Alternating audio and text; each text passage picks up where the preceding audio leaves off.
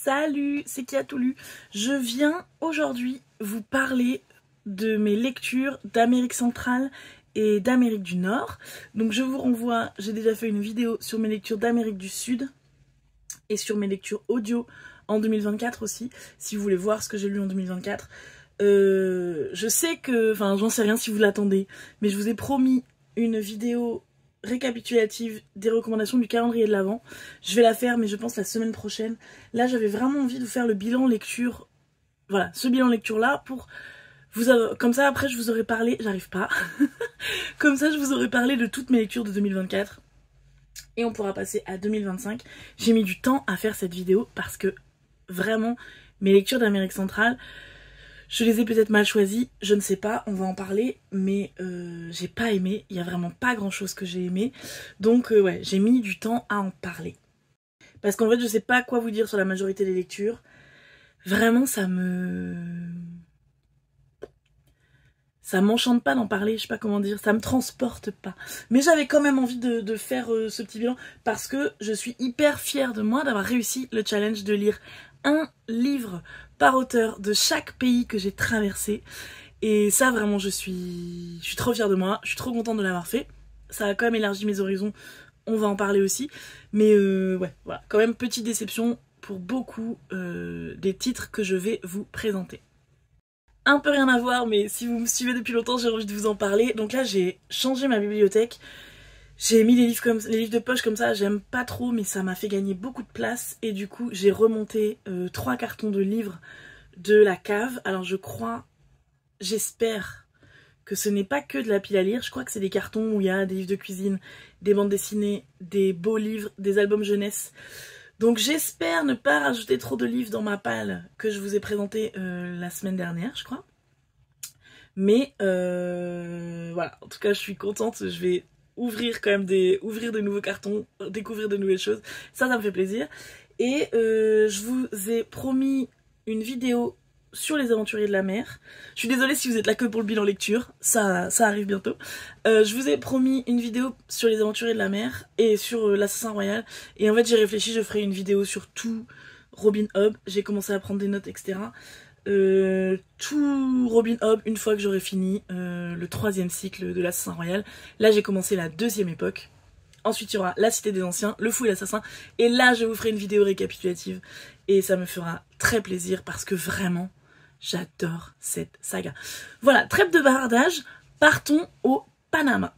Alors le Panama, c'est le seul pays du voyage où je n'ai trouvé aucun auteur à lire.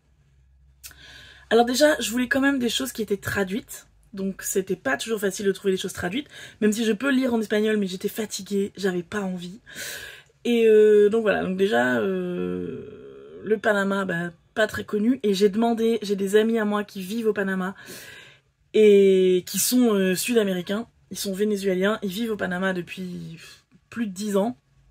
Et je leur ai demandé des conseils, je leur ai demandé d'essayer de me conseiller des auteurs du Panama, et ils m'ont dit non mais il n'y a rien, c'est pas la peine, on allait voir dans des librairies, j'ai cherché sur internet, pas d'auteur du Panama, mais même en langue originale, même en espagnol, il n'y a rien. Alors tout ce que j'avais trouvé, il me semble me rappeler que je trouvais genre des vieux romans policiers, vous voyez un peu genre...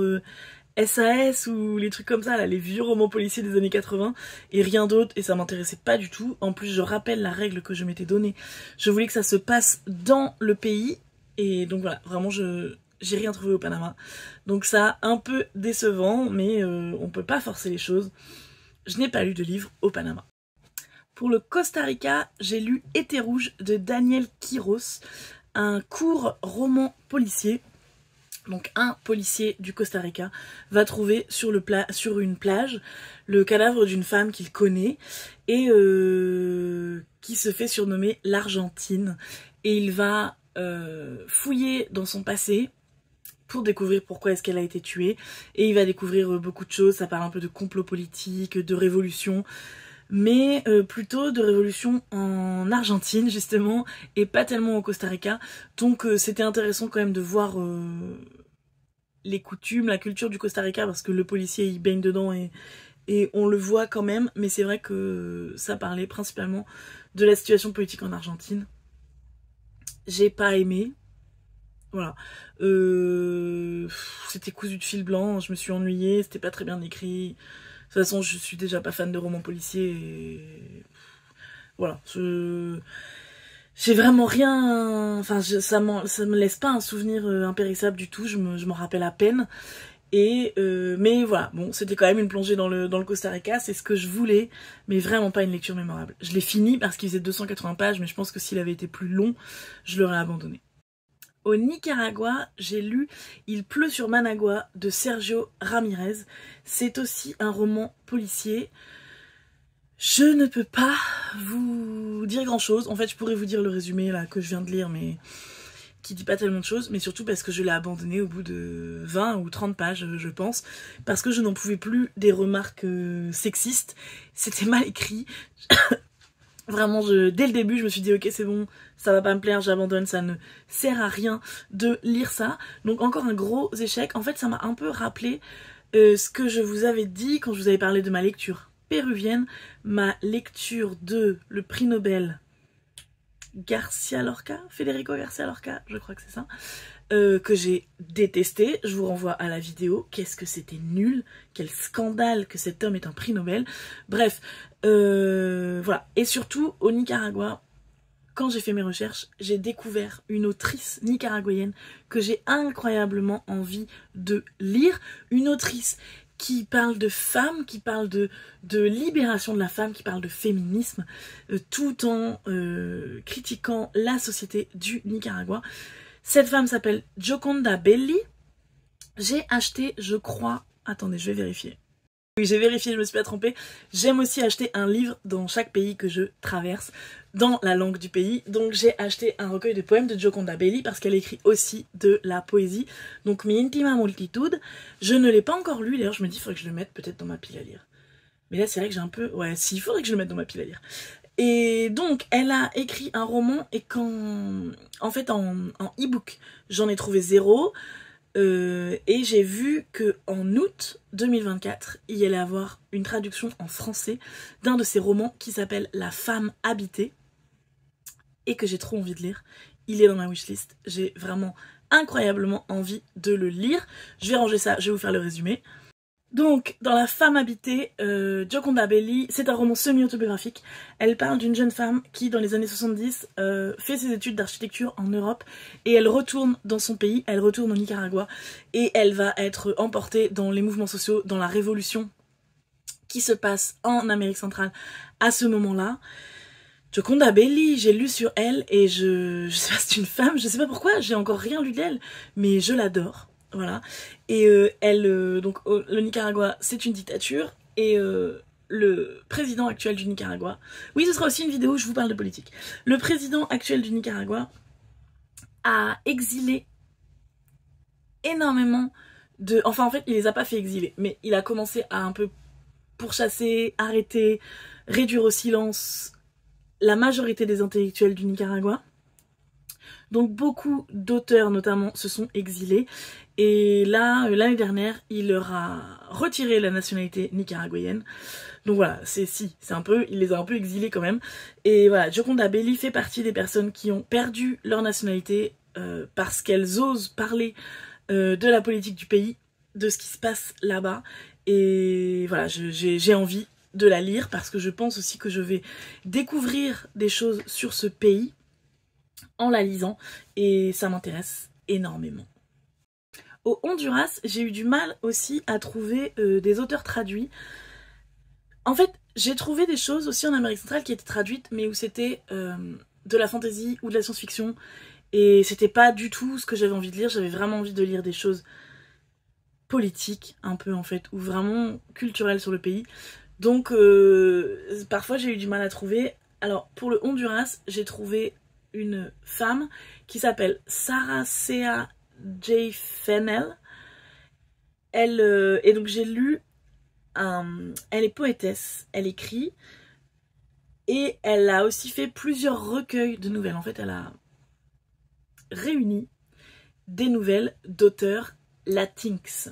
Donc qu'est-ce que les personnes latinx? C'est les personnes à double nationalité, double culture. Donc là, majoritairement, dans le recueil que j'ai lu, ce sont des personnes qui sont soit qui ont grandi aux États-Unis ou qui sont nées aux États-Unis, qui ont un de leurs parents qui est états-unien et leur autre parent, leur autre culture est d'Amérique centrale. D'Amérique du Sud, mais principalement d'Amérique centrale dans ce recueil. Et donc, j'ai lu, je sais pas si c'est clair du tout ce que je vous raconte, j'ai lu un recueil qui s'appelle Wild Tongues Can't Be Tamed. Je saurais pas comment vous le traduire. Peut-être les langues sauvages ne peuvent pas être apprivoisées. Allez, on va dire ça comme ça. Et donc, ce sont des nouvelles d'auteurs latinx qui racontent ce que c'est de vivre avec cette double nationalité.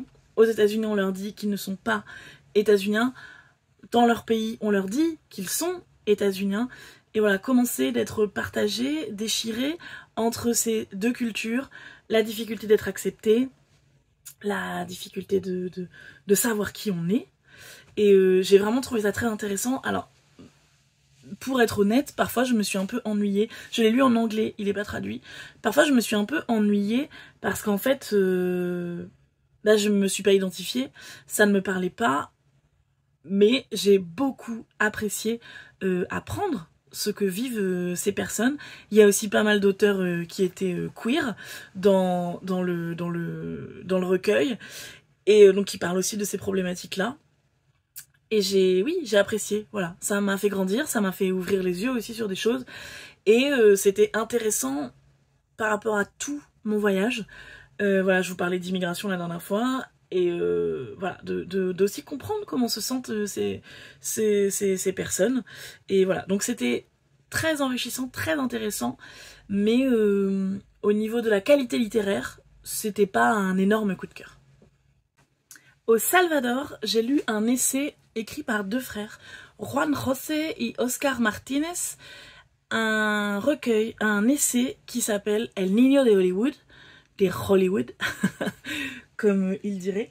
Donc ça parle, le sous-titre c'est « Comment les États-Unis ont créé le gang le plus dangereux de l'histoire ». C'est le seul gang qui est classé par les États-Unis comme un groupe terroriste, je crois. Et donc, voilà, dans cet essai, alors il y a un des deux frères qui a été infiltré dans ce gang. Il a écrit un autre essai que je n'ai pas lu. Mais donc dans cet essai, il parle donc de El Niño de Hollywood, qui est un des tueurs à gages les plus prolifiques et qui était un des tueurs les plus dangereux du gang, et il s'est retourné contre le gang, il a témoigné contre eux et il a permis d'arrêter beaucoup de membres du gang, et donc il était pourchassé quoi, le gang voulait le tuer, et cet essai raconte son histoire et à travers lui l'histoire du gang, l'histoire de la violence en Amérique centrale. C'était passionnant, et pas que pour le Salvador mais aussi pour comprendre ce qu'est l'Amérique centrale, pour comprendre les violences, comprendre les dictatures, comprendre énormément de choses, comprendre aussi la relation très ambivalente qu'ils ont avec les États-Unis, toujours actuellement. Et nous, on est un peu loin en Europe, je trouve, et on connaît pas beaucoup ça, mais en fait, ouais, j'ai compris énormément de choses en lisant cet essai. C'est pas facile, hein. Il y a des meurtres décrits de façon assez graphique, c'est très violent, l'écriture c'est très facile à suivre, c'est vraiment genre comme un récit, comme une petite histoire, c'est bien écrit, on est happé, on a envie de continuer, parfois c'est un peu répétitif, et j'ai trouvé qu'il y avait un peu de longueur, mais voilà, non, vraiment hyper intéressant, on comprend tout très bien. Ils expliquent notamment comment le capitalisme et la culture du café ont créé des inégalités sociales, ont créé de la misère et ont amené la violence. Et c'est passionnant, c'est quelque chose que je ne savais pas du tout. Et ouais, si ça vous intéresse, je vous le conseille très fortement. C'était vraiment, ça m'a marqué comme lecture. C'est une des seules lectures qui m'a marqué sur l'Amérique centrale, donc il faut la souligner. C'était vraiment passionnant, je l'ai déjà dit, je le redis. Au Guatemala, j'ai lu Week-end au Guatemala, de Miguel Ángel Asturias. Je ne savais pas trop en fait ce que c'était avant de le lire, mais c'est le seul que j'ai trouvé et le seul que j'ai trouvé en français et en e-book. Je ne savais pas en fait c'était un recueil de nouvelles. Donc au début quand j'ai commencé à lire, j'étais paumée. Le deuxième chapitre ça correspondait un peu au premier et le troisième chapitre pas du tout. Et après j'ai compris que c'était des nouvelles. Donc effectivement ça ne correspondait pas. Très mitigée. Déjà les nouvelles c'est pas ce que je préfère. J'ai bien aimé la première, le reste j'ai pas aimé. Il y avait un peu de l'inceste, de la violence, de la guerre. Et là pour le coup c'était vraiment trop compliqué par rapport à la situation politique, à l'histoire révolutionnaire et politique du pays. Et donc là il y a vraiment énormément de choses que je n'ai pas compris parce que je n'avais pas les clés. Donc si vous êtes hyper calé en histoire du Guatemala, peut-être que ça peut vous plaire parce que c'était pas mal écrit non plus. Un peu vieillot quand même, parce que ça date, je sais plus de quelle année ça date, mais ouais, ça a pas hyper bien vieilli. Mais non, vraiment, un peu obscur pour moi. Au Mexique, j'ai lu Chocolat amer de Laura Esquivel, qui s'appelle aussi Les épices de la passion. Il y a eu un film ou une série télé, je crois. On m'a vendu ça comme un roman équivalent à La Maison aux Esprits de Isabelle Allende. Si vous avez vu ma vidéo sur mes lectures de l'Amérique du Sud, vous savez que La Maison aux Esprits a été une déception pour moi. Et Chocolat amer l'a été de la même façon. On m'a vendu ça comme une très belle histoire d'amour. C'est une femme qui est destinée à servir sa mère toute sa vie parce que c'est la fille aînée et dans sa famille c'est comme ça, la fille aînée n'a pas le droit de se marier, elle doit rester auprès de sa mère toute sa vie pour s'occuper d'elle. Et donc mais je suis en train de me dire ça fonctionne pas parce que du coup si elle peut pas avoir d'enfant, qui va s'occuper d'elle à son tour? Je sais plus. Et donc elle a un peu des pouvoirs parce que c'est du réalisme magique, elle a un peu des pouvoirs et quand elle cuisine ça va avoir des effets sur les personnes qui mangent sa cuisine. Ah oui, et donc elle est destinée à s'occuper de sa mère, elle est amoureuse d'un jeune homme, mais ce jeune homme du coup ne peut pas l'épouser, il va épouser sa sœur. Voilà. Et alors, excusez-moi, mais en fait, c'est hyper tordu, c'est hyper toxique, c'est hyper malsain. Alors ok, c'était cool de voir les recettes de cuisine, c'est vraiment des choses qu'on mange au Mexique, en plus c'est rigolo parce que c'était des spécialités que moi je mangeais en même temps que je lisais le livre. Mais en fait, c'est pas possible. Enfin, je ne peux pas adhérer à une histoire d'amour comme ça. Non, c'était nul. Enfin, elle sacrifie toute sa vie pour un mec qui l'aime pas, qui épouse sa sœur. Non, je comprends pas. Ça n'a aucun sens. Et alors oui, ok, le réalisme magique, c'est toujours un peu tordu. Mais quand même là, c'était trop pour moi. J'ai failli l'abandonner. Je ne sais plus pourquoi je ne l'ai pas abandonné. Je crois parce que j'espérais tout le temps qu'elle allait se réveiller. Mais jamais elle s'est réveillée. Donc non, je n'ai pas aimé du tout.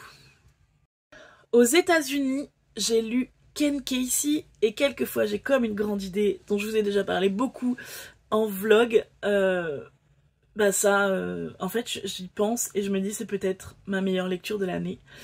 Un gros pavé de 1000 pages. Mais que j'ai mis 1 mois à lire, mais qui m'a quand même assez chamboulée, quoi. En fait, je sais pas, je peux pas dire que c'est un énorme coup de cœur, mais je pense vraiment que c'est une lecture qui va me rester, quoi. Je me rappelle de tout. Et du coup, bah ouais, je pense que c'était vraiment une lecture importante pour moi. Donc Ken Casey, je ne le connaissais pas du tout. C'est un auteur de l'Oregon. C'est lui qui a écrit Vol au-dessus d'un nid de coucou. Je ne savais pas que c'était un livre, je connais le film, je ne savais pas que c'était un livre, mais c'est lui qui l'a écrit. Il est apparemment considéré comme un auteur classique américain. Dites-moi en commentaire si vous aviez entendu parler de lui. Et donc, ce livre, et quelquefois j'ai comme une grande idée, ça va se passer avec les bûcherons de l'Oregon. Il va y avoir une vengeance entre 2 frères et une grève de syndicats et un combat entre les grévistes, les syndicats, les patrons, la famille qu'on suit qui ne veut pas faire grève, et voilà, ça, il y a tout ça, et je sais pas, c'est un roman un roman... En fait, j'ai même pas de mots pour vous dire. Alors, j'ai trouvé le début difficile. On saute de temporalité en temporalité, on est un peu perdu. Passer les 100 pages, ça devient hyper fluide, c'est beau. La façon dont il écrit la nature, la façon dont il décrit les émotions, les sentiments, vraiment, j'ai trouvé ça magnifique. J'ai adoré l'histoire entre les deux frères, j'ai adoré être dans les forêts. Vraiment, j'avais l'impression d'y être. Après, je venais d'y aller juste avant. Donc ça m'a aidé aussi, mais l'ambiance, les descriptions, on sent vraiment la misère, la difficulté de vivre là-bas, la difficulté de travailler là-bas, vraiment le travail des bûcherons à cette époque dans l'Oregon, mais quelle horreur, mon Dieu. Et je pense que c'est vraiment toute une partie de l'histoire américaine, de l'histoire de l'Oregon que j'ai appris en lisant ce livre. J'ai adoré pour ça aussi. Ken Casey, il était ami avec Jack Kerouac, par exemple. Un jour, il a acheté un van avec plusieurs auteurs, j'ai oublié les noms. Et il est parti traverser les États-Unis en gobant du LSD. Et voilà, c'était ça, dans les années 70, c'était un gros hippie, un gros beatnik. Et je pense que ça se sent parfois dans son écriture. J'ai Sur la route de Jack Kerouac... La route ou Sur la route de Jack Kerouac dans ma pile à lire. Et je me demande si ce sera un peu dans le genre de Ken Casey. Même s'il n'y a pas de drogue, etc. Et quelquefois j'ai comme une grande idée.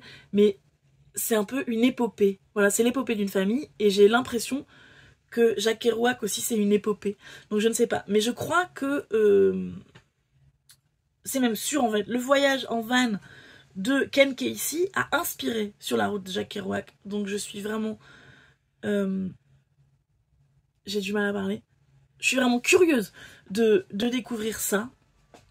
Et voilà, en fait je sais pas trop quoi vous dire de plus. J'en ai parlé énormément dans les vlogs. Et je sais que j'en ai parlé ouais, vraiment longuement à des moments où j'étais hyper touchée, où j'étais au bord des larmes. Il n'y a aucun moment où j'ai envie d'abandonner ce livre, quoi. Et un pavé de 1000 pages, c'est quand même pas rien. Si vous avez envie ouais, de vous plonger dans la vie ouvrière, la nature de l'Ouest américain, dans des conditions difficiles, la vengeance de deux frères qui ont du mal à communiquer, qui ne se comprennent pas. Comment est-ce que tu peux réussir à... Comment tu peux pardonner? Qu'est-ce que c'est être fort et être faible? Voilà, et puis ouais, aussi l'histoire de la révolution ouvrière aussi. Non, beaucoup de choses, mais je pense vraiment, si vous aimez les États-Unis, si vous aimez l'histoire des États-Unis, il faut lire. Et quelquefois j'ai comme une grande idée parce que une plongée dans l'histoire américaine de toute beauté, on va dire. Je trouve pas mes bons mots, donc on va dire ça. Au Canada, j'ai lu et acheté, je l'ai acheté à Montréal, Un carnet oublié de Virginia Pesemapeo Bordelot. J'ai acheté celui-ci. C'est une petite maison d'édition, édition Anne-Norac, qui ne publie que des textes autochtones. Et je trouvais ça intéressant et important de lire ça. Donc c'est une femme qui raconte une histoire d'amour dans un carnet. C'est vraiment tout petit. Et pour tout vous avouer, je n'en ai pas beaucoup de souvenirs. Et j'étais un peu déçue parce que ça ne se passe pas du tout au Canada. Ça se passe à Paris. En même temps, vous allez me dire, il y a une tour Eiffel. J'aurais pu m'en douter, mais voilà, du coup, c'était un peu décevant. J'ai pas grand chose à dire dessus. Voilà. Mais sinon, pour le Canada, vous le savez, j'ai écouté Robin Hobb toute l'année. Donc voilà, Robin Hobb est canadienne. Donc je pense que pour la littérature du Canada, c'est bon, j'avais ce qu'il faut. Et on est passé par Barcelone avant de rentrer en France. Donc j'en ai déjà parlé dans ma dernière vidéo, mais je suis toujours en train de lire L'ombre du vent de Carlos Ruiz Zafón qui se passe à Barcelone. Et j'aime beaucoup et j'avais vraiment envie de, voilà, de faire vraiment toutes les étapes du voyage avec un livre. Donc comme ça, ce sera fait bientôt. Je n'ai pas le sentiment d'avoir pu vous donner envie de découvrir beaucoup d'œuvres présentées dans cette vidéo. Ken Casey et L'essai sur le Salvador, ce sont les deux que je vous conseille. Le recueil de nouvelles, si vous savez lire en anglais aussi, j'ai trouvé ça intéressant. Dites-moi en commentaire si vous connaissez des auteurs de ces pays qui pourraient m'intéresser. Là, même si ça